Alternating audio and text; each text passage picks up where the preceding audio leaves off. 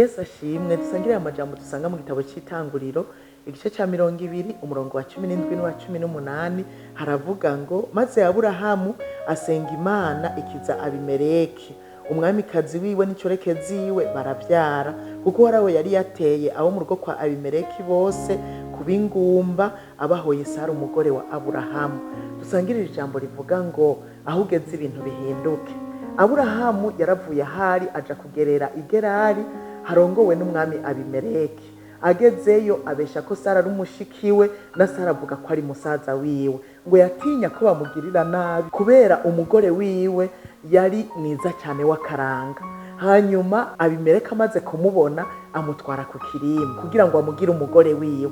Ariko mwijoro rimwe ararota arabwirwa ngo urapfuye ko watwaye umugore w'abandi kandi afise inawe. Hanyuma niramubwira ati musubize kugira ngo ibyago bibone kubavako kuko bari baciye bategwa n'icyago. Wenye nubwiwe umwami ategwa n'icyago ariko n'umugore we n'incoreke ntibasubira kuvyara.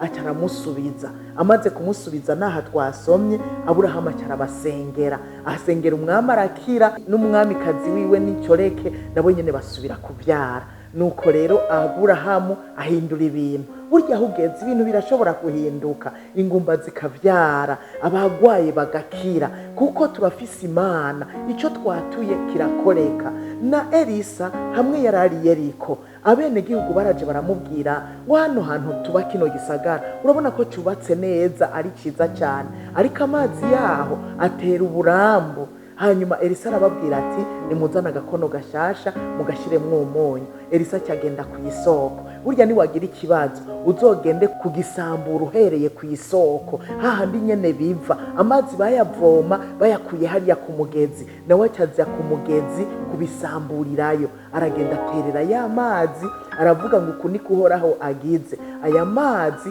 ntazosubira kuzana urupfu kandi ntazosubira guteza uburambo. Kuva ico gihe na n'uyu munsi amazi ni meza abantu barayanywa atangorane. Burya aho ugeze ibintu birashobora guhinduka. Wibuke kuri mw'Imana, Imana ikomeye uhamagara igakorana nawe hanyuma ibintu bigahinduka. Rero aho ugeze gerageza uhindura ibintu. Niwasanga aho bagwaye ubasengere bakire, niwasanga aho barira nukuri baremeshe n'ijambo ry'Imana basubizwe mw'intege kuko birashoboka kuhindura ibintu hamwe n'Imana iri muri wewe. Imana ibahezagire.